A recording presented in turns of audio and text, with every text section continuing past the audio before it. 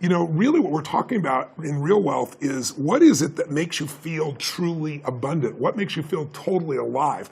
What's life on your terms look like? Because everyone's different. Some people's idea of wealth is a beautiful home with a white picket fence and 3 beautiful children. Some people's idea of extraordinary life is writing beautiful poetry or growing a garden or building a multi-billion-dollar business and employing people and producing resources.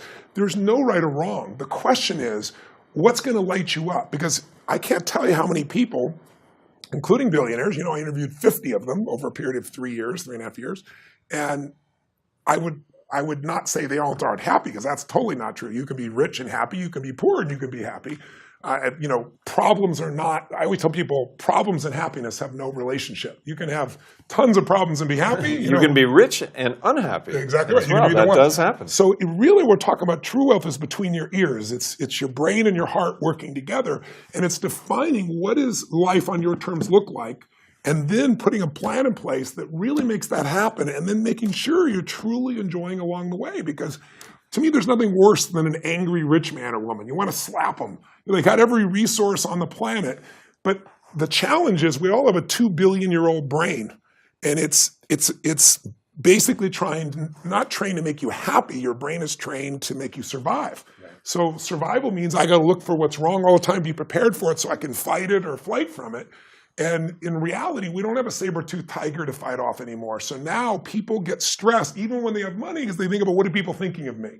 Or do I have enough money? When, the average American who's in dire straits, and I don't want to see anybody in dire straits. You know what? I feed 100 million people a year for the last 2 years. I'm going to feed 1 billion people through my partnership at Feeding America over the next 8 years. I care.